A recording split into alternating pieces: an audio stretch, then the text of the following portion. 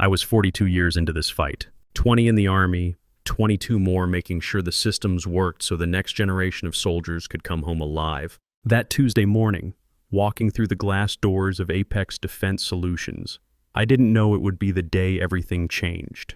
The email was waiting in my inbox like a landmine. Mandatory all-hands meeting, operational efficiency review.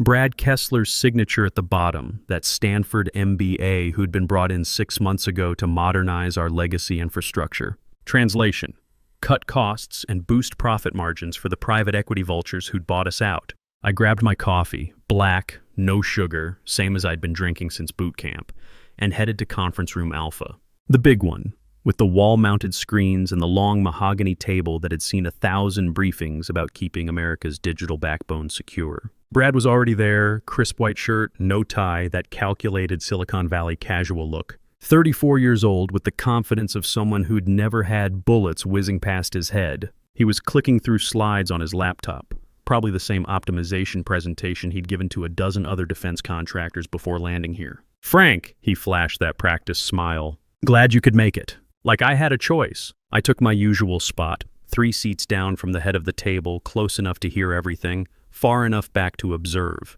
Old habits from Intel briefings in Baghdad. The room filled up slowly. Amanda Price from HR, all nervous energy and forced enthusiasm. Tyler Brooks from Analytics, Brad's little protege who treated every conversation like a TED Talk. A handful of other department heads, mostly civilians who joined after the buyout. What struck me was who wasn't there. Colonel Jake Torres, our NSA liaison, always attended these meetings. So did Patricia Wells, our Pentagon interface. But this felt different, smaller, more contained. "All right, let's dive in," Brad said, clicking to his first slide.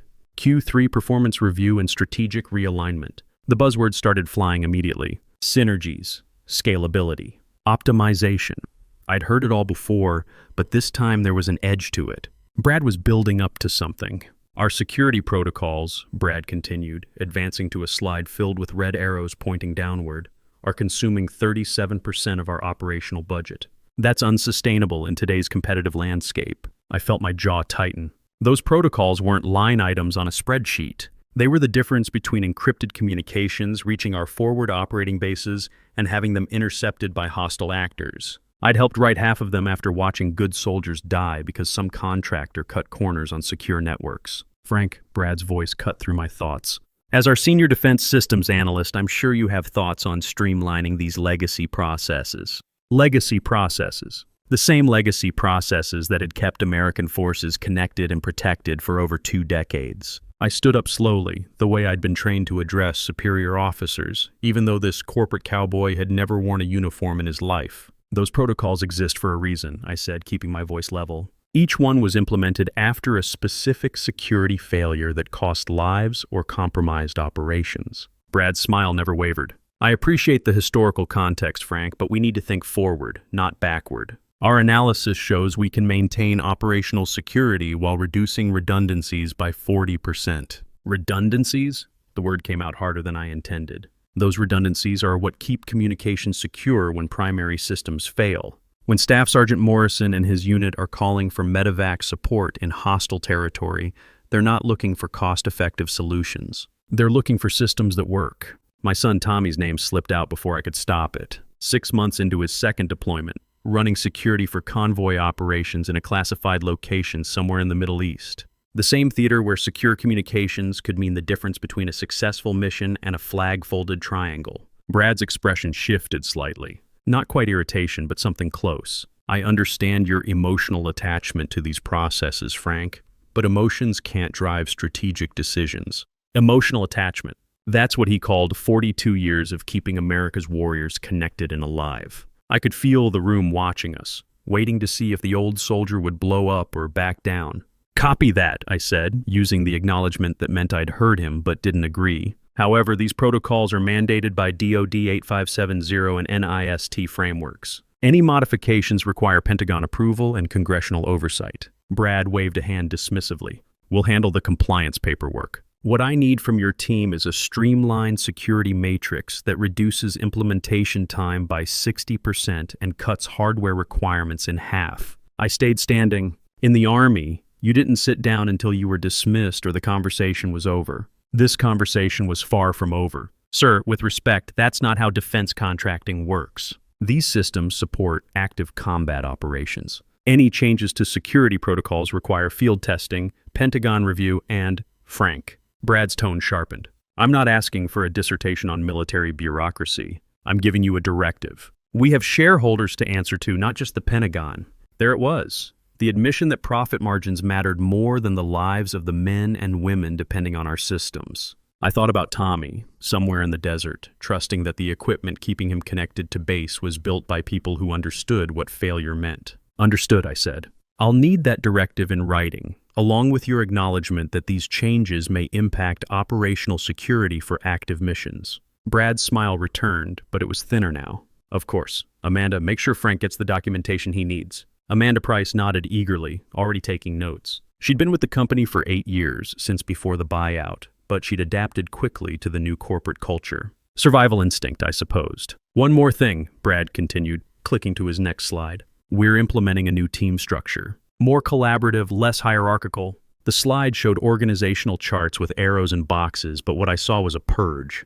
Half the names in the restructured departments were veterans. Men and women who'd served their country, then brought that same dedication to protecting it as civilians. Now they were being labeled as legacy personnel and shuffled into supporting roles. Jake Torres will be transitioning from his liaison position to a consulting role, Brad announced. Commander Jake Torres had 25 years Navy intelligence, including 3 tours coordinating naval communications security. He'd saved my ass more than once when system failures threatened mission-critical operations. Tyler will be taking over day-to-day coordination with our government partners, Brad continued.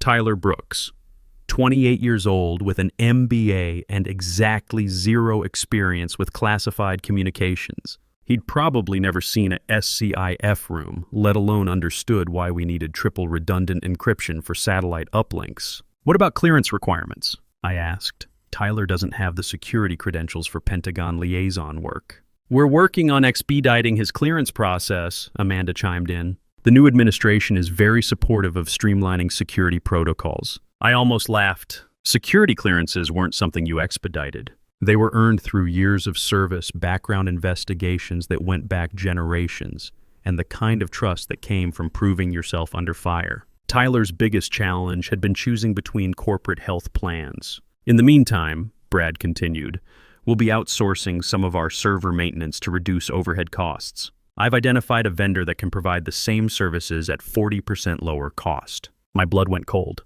Which vendor? TechFlow Solutions. Very competitive pricing, excellent track record. I knew TechFlow, decent company for civilian IT support, but they had no experience with military-grade security requirements. No clearances, no understanding of ComSec protocols, no business-touching systems that connected to active combat zones. Sir, those servers handle classified communications routing. Federal regulations require... Frank, Brad interrupted, I appreciate your attention to detail, but we need to trust our procurement process. These decisions have been thoroughly vetted. Vetted by whom? I wanted to ask, but I already knew the answer. Vetted by spreadsheets and profit projections, not by people who understood what happened when secure communications failed in hostile territory. The meeting dragged on for another hour. More charts, more buzzwords, more explanations of how the company was pivoting to a leaner operational model. By the time it ended, I felt like I'd watched a demolition crew tear down a building I'd helped construct brick by brick.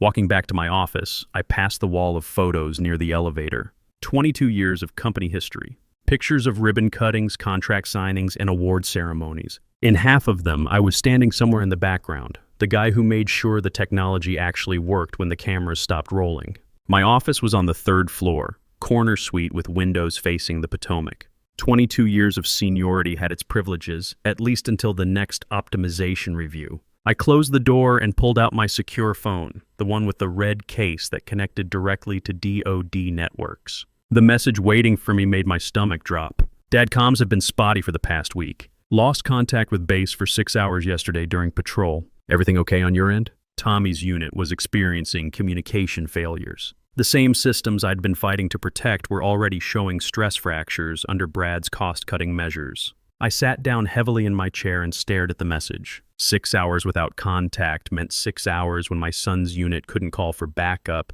couldn't coordinate with base, couldn't request medevac if things went sideways. 6 hours when they were effectively operating blind in hostile territory. The irony wasn't lost on me. Brad wanted to cut 40% from our security budget while my son was already paying the price for the corners we'd already cut. I reached for my desk phone to call Jake Torres, then remembered he'd been transitioned to a consulting role. Instead, I pulled up my contact list and found General Patricia Wells at the Pentagon. General Wells had been my commanding officer in Afghanistan back when she was Colonel Wells and I was running communications security for Forward Operating Base Chapman. She'd saved my career twice and my life once. More importantly, she understood that in the defense business, people died when systems failed. The call went through on the second ring. Frank Morrison, her voice came through clear and strong. I was wondering when I'd hear from you. General, we need to talk. Not over regular channels. There was a pause. Patricia Wells hadn't made it to 2 stars by missing subtext. How soon can you be at the Marriott in Crystal City? The one with the secure conference rooms. 30 minutes. Make it 20. And Frank, bring documentation. I spent 15 minutes printing everything I could without triggering security alerts. Brad's reorganization charts, the outsourcing contracts, Tyler Brooks's resume with his notable lack of security clearances. Most importantly, I printed the communication failure reports that had been trickling in from various units over the past month.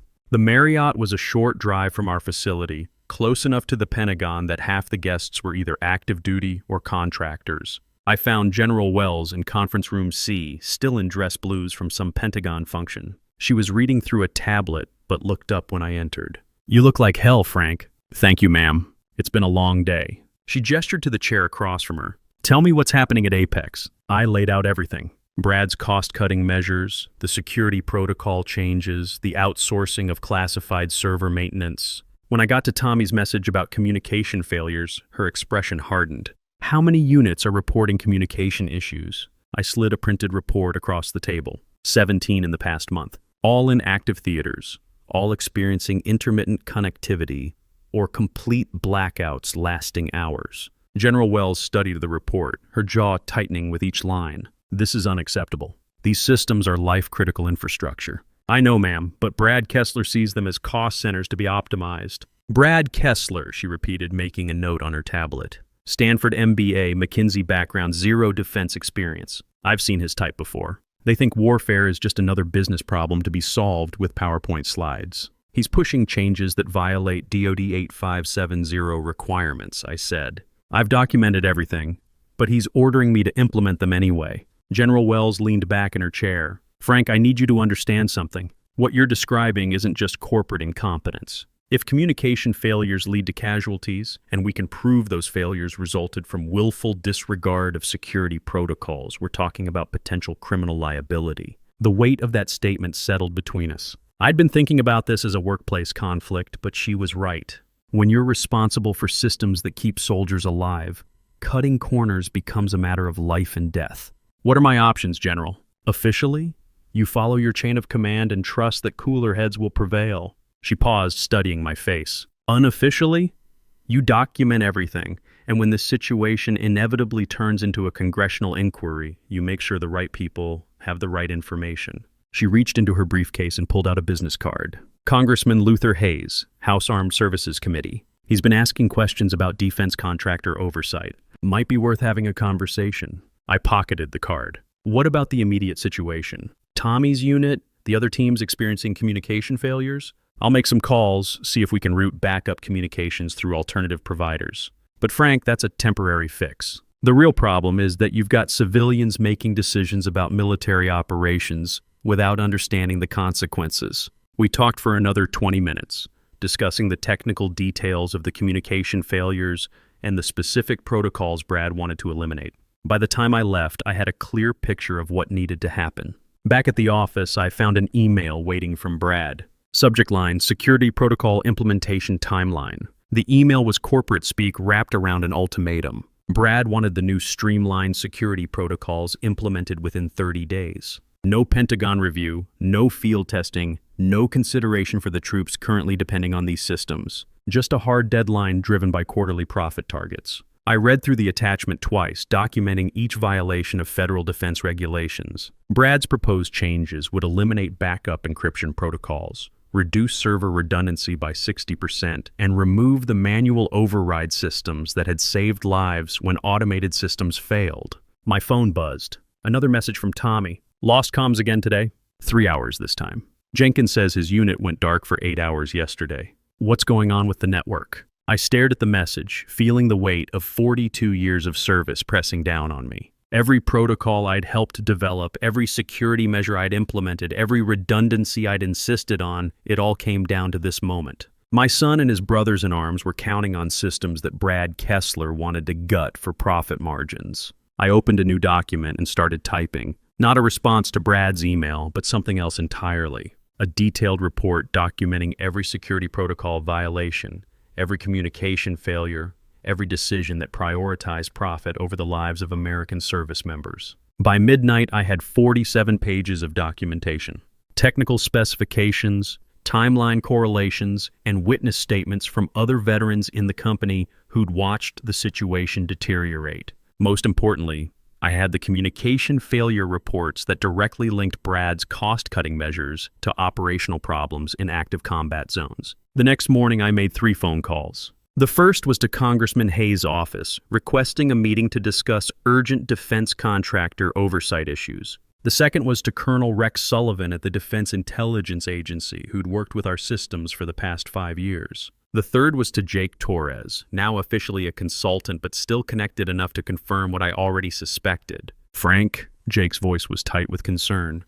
I've been getting calls from unit commanders all week. Communication failures are becoming a pattern. How bad is it? I asked, though I already knew the answer would be worse than I'd feared. Bad enough that I've got 3 different battalion commanders asking if we have backup communication providers. Frank, these aren't minor glitches. We're talking about complete communication blackouts during active operations. I could hear the frustration in his voice. Jake had spent 25 years in naval intelligence, coordinating some of the most sensitive operations in the Pacific Theater. He understood better than most what happened when communications failed at the wrong moment. What's the official position from the Pentagon?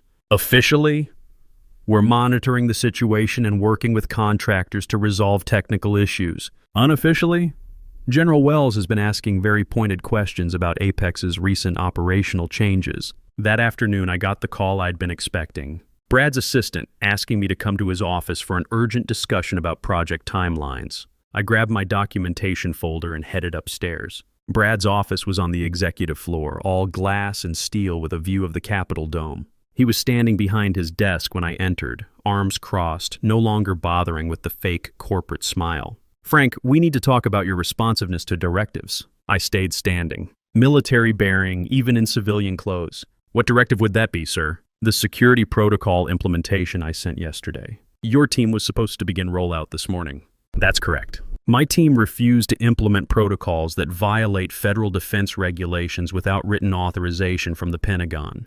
Brad's eyes narrowed. Frank, I'm starting to question whether you're the right fit for this organization. Your resistance to change is becoming a liability. My resistance is to changes that compromise operational security for active combat units, including the unit my son is serving with. Your personal circumstances can't drive business decisions, he said, echoing his comment from the meeting. Maybe it's time to consider whether someone with less emotional investment should be handling these responsibilities. There it was, the threat I'd been expecting. Step aside and let him endanger my son and every other service member, or face the consequences of standing up to the corporate machine. Sir, I said, keeping my voice level, I've been protecting these systems for 22 years. I've seen what happens when we cut corners on security protocols. Good soldiers die when communications fail. Frank, that's exactly the kind of outdated thinking that's holding this company back. Modern warfare is digital, automated, resilient. We don't need the paranoid redundancies of previous generations. Paranoid redundancies. I thought about the convoy ambush outside Fallujah in 2006 when primary communications went down and the backup satellite link was the only thing that got air support to my unit before we were overrun. I thought about the cyber attack on our Asian operations in 2018 when the redundant encryption protocols Brad wanted to eliminate were the only thing that prevented classified battle plans from being compromised. Those paranoid redundancies saved my life more than once, I said. They're saving lives right now. Brad walked around his desk, close enough that I could smell his expensive cologne. Frank, I'm going to be very clear with you. Either you implement these protocols by the end of the week, or I'll find someone who will. Someone who understands that this is a business, not a charity for washed-up soldiers. Washed-up soldiers. 42 years of service, and that's how he saw me. How he saw all of us. Jake Torres, Patricia Wells, every veteran who dedicated their lives to keeping America safe. I understand your position, sir, I said. I'll need that directive in writing, along with your written acknowledgement that these changes may impact operational security for active missions. Fine. He turned back to his computer. You'll have it within the hour. I walked out of his office knowing that the war had begun. Not the corporate power struggle I'd been trying to avoid, but something bigger. A fight for the soul of an industry that had forgotten its mission somewhere between quarterly earnings calls and shareholder meetings. The elevator ride to my office gave me time to think. Brad had made his choice, profit over people, corporate efficiency over operational security. Now I had to make mine. Back in my office, I pulled out the business card General Wells had given me and dialed Congressman Hayes' direct line. His aide put me through immediately. Mr. Morrison. Hayes' voice carried the authority of someone who'd spent 20 years asking hard questions on Capitol Hill. General Wells mentioned you might be calling. I understand you have concerns about defense contractor oversight. Congressman, I have documentation of security protocol violations that are directly impacting active combat operations. Service members are losing communication support because of cost-cutting measures that violate federal defense regulations. There was a pause. How soon can you be in Washington? I can be there this afternoon. My office, 3 p.m. Bring everything. 2 hours later, I was sitting across from Congressman Hayes in his heart-building office, surrounded by American flags and photos of him visiting troops overseas. He was reading through my documentation with the focused intensity of someone who understood that paperwork could mean the difference between life and death for soldiers in the field. This is damning, he said, setting down the communication failure reports. You're telling me that Apex Defense Solutions is implementing cost-cutting measures that directly violate DoD security requirements? Yes, sir. And when I raised these concerns, I was told to implement the changes or face termination. Hayes leaned back in his chair. Mr. Morrison, what you're describing constitutes potential criminal negligence in the provision of defense services. If these communication failures contribute to casualties, the people responsible could face federal prosecution. He picked up his phone and dialed an extension. Mary, get me General Patterson at the Inspector General's office. Tell him it's urgent. While he made the call, I thought about Brad Kessler, probably sitting in his glass office, calculating quarterly profit margins while service members went dark in hostile territory. He'd called me a washed-up soldier, but he was about to learn what 42 years of service connections could accomplish when properly motivated. The meeting lasted 2 hours. By the time I left, Congressman Hayes had initiated a formal inquiry into defense contractor oversight, and the Pentagon Inspector General had opened an investigation into Apex's operational security practices. The next morning brought chaos. I arrived at the office to find 3 black SUVs in the visitor parking lot and men in dark suits checking credentials at the security desk.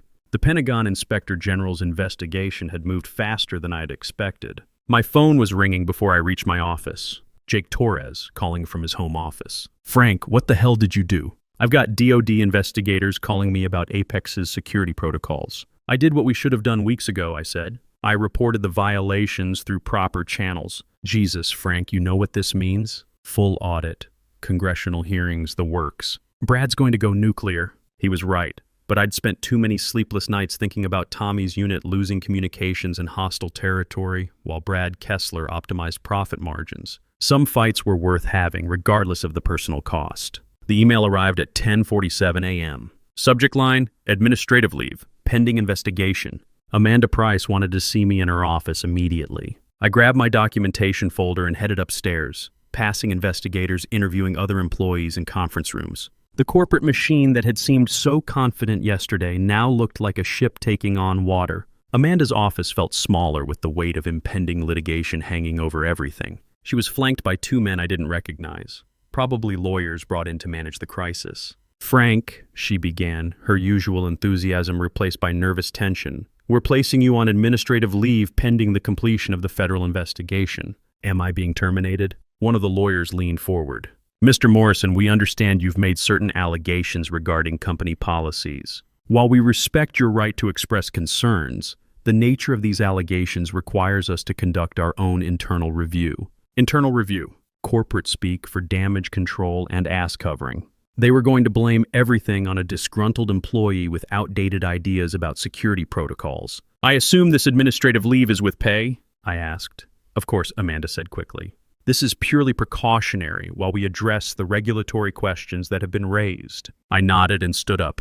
I'll need that in writing, along with confirmation that my security clearances remain active. Walking out of Apex that afternoon felt surreal. 22 years of building relationships, perfecting systems, and protecting communications networks, and it ended with a cardboard box of personal items and an escort to the parking garage. But unlike most corporate purges, this one came with the satisfaction of knowing I'd lit a fuse that would burn through every corner of Brad Kessler's cost-cutting empire. My phone rang as I loaded the box into my truck. General Wells, Frank, I heard about the administrative leave. How are you holding up? Better than expected, General. How's the investigation proceeding? Faster than anyone anticipated. The Inspector General's office found your documentation very compelling. They've expanded the investigation to include 3 other defense contractors with similar operational changes. That was bigger than I'd hoped. If the investigation uncovered a pattern of cost-cutting that compromised military communications across multiple companies, it would trigger congressional hearings and potential criminal charges. Any word on immediate operational fixes? Already happening. Emergency protocols are being implemented to reroute communications through secure backup providers. Your son's unit should have stable connectivity within 48 hours. Relief washed over me. Whatever happened to my career, Tommy and his brothers would have the communication support they needed to complete their mission and come home alive. The next 3 weeks passed in a blur of depositions, congressional testimony, and media interviews. The story broke on a Tuesday morning. Defense contractor investigation reveals security violations endangering troops. By Wednesday, it was front-page news in the Washington Post and the lead story on every military news network. Brad Kessler's name appeared in every article, along with quotes from his corporate efficiency presentations and memos dismissing security protocols as legacy paranoia. The man who'd called me a washed-up soldier was now the public face of corporate negligence in the defense industry. The congressional hearing was scheduled for a Thursday morning in late October. I arrived early, wearing my dress uniform for the first time in over 20 years. The hearing room was packed with reporters, congressional staff, and families of service members who'd been affected by communication failures. Congressman Hayes called the hearing to order at 10 a.m. sharp. The witness table held 3 people: myself, Brad Kessler looking pale in an expensive suit, and General Patricia Wells representing the Pentagon's position. The contrast was stark. 2 career military professionals flanking a corporate executive who'd never heard a shot fired in anger. Mr. Morrison, Congressman Hayes began, you've spent 42 years in military and defense service. In your expert opinion, do the operational changes implemented by Apex Defense Solutions compromise the safety of American service members? I leaned into the microphone. Congressman, the protocols that Mr. Kessler eliminated were developed after specific security failures that cost lives. Removing backup encryption, reducing server redundancy, and outsourcing maintenance of classified systems to uncleared vendors creates vulnerabilities that hostile actors can exploit. Can you provide specific examples of how these changes have impacted active operations? I opened my folder and read from the communication failure reports. Unit by unit, date by date, I documented how Brad's cost-cutting measures had left American forces operating blind in hostile territory. When I mentioned Tommy's unit losing communications for 8 hours during a convoy operation, several congressmen leaned forward with visible concern. Mr. Kessler, Congressman Hayes turned to Brad. How do you respond to these allegations? Brad adjusted his tie nervously. Congressman, Apex Defense Solutions remains committed to providing reliable communications support to our military partners. The operational changes we implemented were designed to modernize legacy systems while maintaining security standards. Legacy systems, I repeated, unable to keep the edge out of my voice. Congressman, those legacy systems have kept American forces connected and alive for over 2 decades. Mr. Kessler called them paranoid redundancies, but redundancy is what saves lives when primary systems fail under fire. The hearing continued for 3 hours. Brad's testimony grew increasingly defensive as congressmen questioned his qualifications to make decisions about military communications. When Congressman Martinez asked about his military service record, Brad's admission that he'd never served drew audible murmurs from the gallery. General Wells delivered the killing blow during her testimony. She presented Pentagon analysis showing that communication failures at defense contractors had increased by 340% since corporate efficiency initiatives began prioritizing cost reduction over operational security. The protocols that Mr. Kessler eliminated, she testified, are not suggestions or legacy preferences. They are federal requirements developed in response to battlefield failures that resulted in American casualties. Removing them without Pentagon approval violates both the letter and spirit of our defense contracting standards. When asked about Brad's qualifications to override military security protocols, her response was devastating.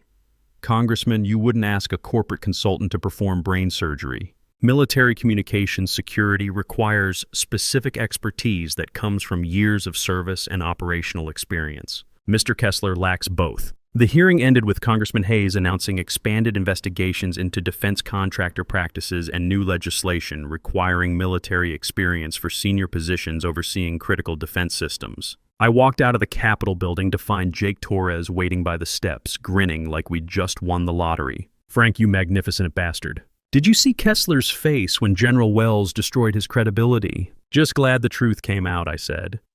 Though I couldn't deny the satisfaction of watching Brad's corporate arrogance crumble under congressional scrutiny. Truth, hell, you just changed the entire defense contracting industry. Every company is going to think twice before putting MBA bean counters in charge of military systems. My phone buzzed with a message from Tommy. Dad, communications have been rock solid for the past 2 weeks. Whatever you did, thanks. Coming home next month. 6 weeks later, I was sitting in the same Marriott conference room where this had all started, across from General Wells and 2 men in expensive suits. The older one introduced himself as Richard Sterling, chairman of the board at Apex Defense Solutions. Mr. Morrison, Sterling began, we'd like to offer you a position as Chief Security Officer, reporting directly to the board, with full authority over all security protocols and military liaison activities. The salary figure he mentioned was double what I'd been making as a senior defense systems analyst. More importantly, the position came with veto power over any operational changes that could impact military communications security.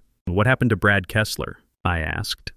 The younger suit, who'd introduced himself as the company's general counsel, answered. Mr. Kessler's employment was terminated following the congressional investigation. He's also facing potential federal charges related to willful violation of defense security protocols. Sterling leaned forward. Frank, we need someone who understands that this company's mission isn't just about profit margins. It's about keeping American service members connected and alive. The board wants you to rebuild our security culture from the ground up.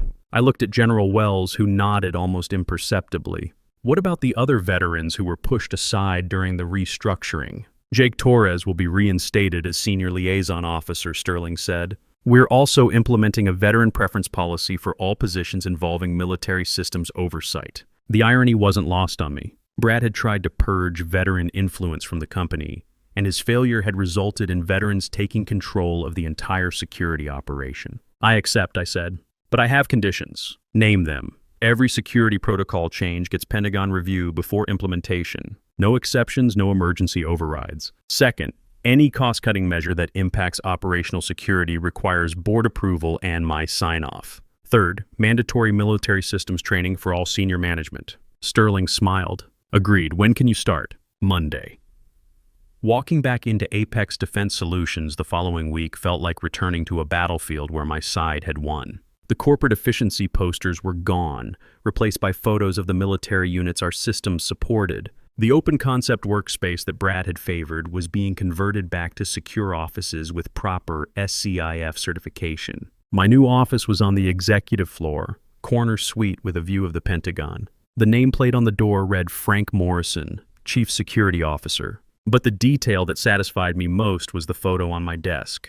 Tommy in full combat gear giving a thumbs up next to a communications array that I'd helped design. 6 months into my new role, Apex had become the gold standard for defense contractor security practices. Congressional legislation now required military experience for senior positions overseeing critical defense systems, a provision that industry insiders had started calling the Morrison Rule. The real satisfaction came from the operational metrics. Communication failures in active theaters had dropped by 87% since we'd restored proper security protocols. No longer were American service members going dark for hours at a time because some MBA had decided that backup systems were redundant expenses. Tommy came home in December, 2 weeks before Christmas. I picked him up at Reagan National, watching him walk through the terminal in dress uniform, looking older and more confident than when he'd deployed 8 months earlier. "Dad," he said, dropping his duffel bag to give me a bear hug, "the guys in my unit have been calling you a legend. Word is you took down an entire corporate empire to fix our communications." "I just did my job," I said, though I couldn't hide my pride. "How were the systems during your last few months?" "Rock solid. No failures, no blackouts, no worrying about losing contact with base during operations. Made all the difference in the world." That evening, sitting on my back deck with a beer and watching Tommy tell his mother about his deployment, I thought about Brad Kessler. According to Jake Torres, he was working for a civilian IT company in California, handling routine network maintenance for office buildings. No security clearance, no military contracts, no ability to endanger American service members with his cost-cutting obsession. The washed-up soldier had outlasted the corporate hotshot. My phone buzzed with a message from General Wells. "Frank, just wanted you to know that the Pentagon is recommending Apex for the new Pacific Theater Communications contract. $4.2 billion over 5 years. Your security protocols were specifically cited as the deciding factor." I smiled and typed back, "Roger that, General. We'll keep them connected." The next morning brought news that would complete the circle. Amanda Price was stepping down as Chief People Officer, citing personal reasons that everyone understood meant she was jumping ship before the next round of federal investigations into defense contractor practices. Tyler Brooks lasted another month before quietly resigning to pursue opportunities in the private sector. Translation: no defense contractor would touch him after his name appeared in congressional testimony as someone who'd supported eliminating security protocols without understanding their purpose. The company Christmas party was different that year. Instead of corporate buzzword presentations about synergy and optimization, we had General Wells as the keynote speaker, talking about the critical importance of reliable communications in modern warfare. The applause when she mentioned my role in restoring operational security was genuine, from people who understood that their work had life and death consequences. Standing at the podium for my own remarks, I looked out at an audience that was 60% veterans compared to the 25% it had been under Brad's diversity and inclusion initiative that had really been about pushing out experienced military personnel. A year ago, I said, someone told me I was a washed-up soldier with outdated ideas about security protocols, that my emotional attachment to these systems was holding the company back. The room was dead silent. But here's what that person didn't understand. When you've served 42 years protecting American forces, when your son is carrying a rifle in hostile territory, when you've seen good soldiers die because someone cut corners on communication security, it's not emotional attachment. It's professional responsibility. The standing ovation lasted 3 minutes. Later that evening, I found a package on my desk. No return address, just my name written in block letters. Inside was a small American flag and a note. "Thank you for keeping us connected. The 82nd Airborne Communications Team." I thought about framing it, then decided to keep it in my desk drawer instead. A reminder that this job wasn't about corporate titles or corner offices or executive parking spaces. It was about making sure that when Staff Sergeant Morrison and his brothers called for backup, someone answered. Brad Kessler had called me a washed-up soldier, but soldiers don't wash up. They dig in, they adapt, and they complete the mission. Always. The protocol keeper was back on duty. Some days feel off. Like I'm standing but still falling. A little pain, a little tired, and no one to tell it all to. There are days that feel unsteady, like I'm drifting out of place. Every step just feels so heavy, with a smile I have to fake. A little hurt I keep inside me, a little weight I always hide, and the thousand quiet worries I've been holding deep inside. There's no one here to tell it to, no one who would understand. So I carry all these feelings like they're slipping through my hands. A little broken, little lost, trying hard to just get through. All these nights I stay awake with everything I never say to you. I keep walking through the silence like it's all I've ever known. Every crowded room reminds me how it feels to be alone. There's no one here to tell it to, no one who would understand. So I carry all these feelings like they're slipping through my hands. A little broken, little lost, trying hard to just get through. All these nights I stay awake with everything I never say to you.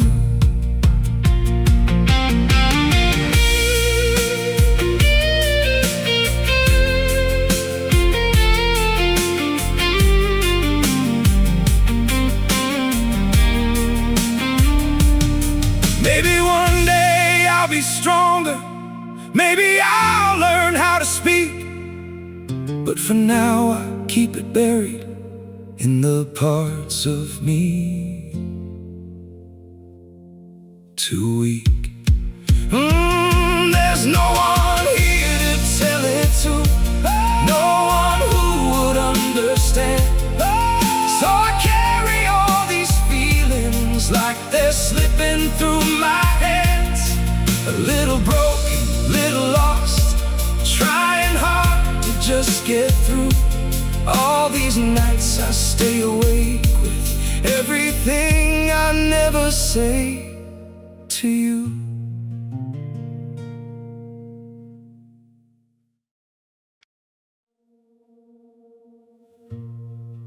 Don't pity me.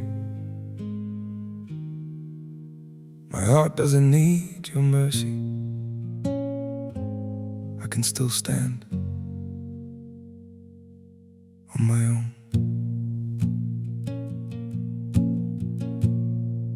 I was broken by your leaving, fell deeper than I thought I would.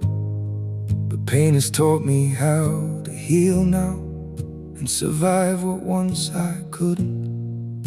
You don't have to look back sadly, don't reach out with guilty hands.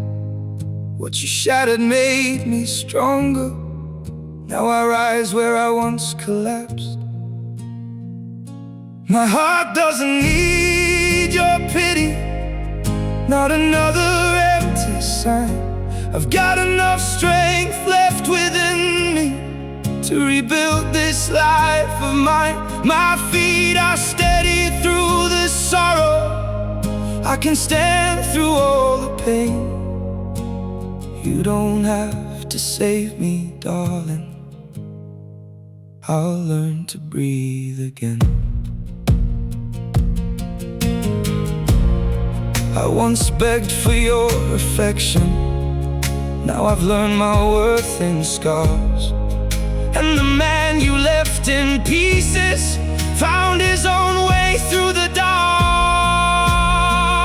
My heart doesn't need your pity, not another empty sign. I've got enough strength left within me to rebuild this life of mine. My feet are steady through the sorrow, I can stand through all the pain. You don't have to save me, darling, I'll learn to breathe again.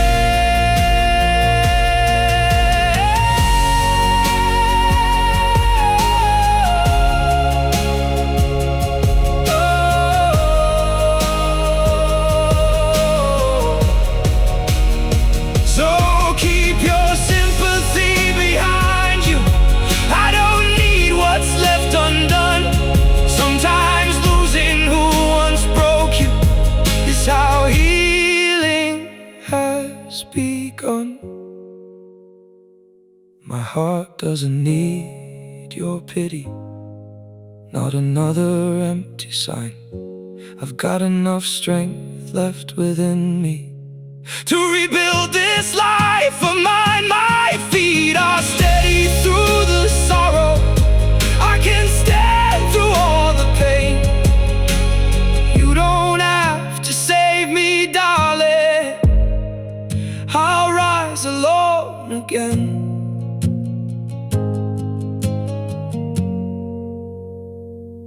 I'll rise alone again.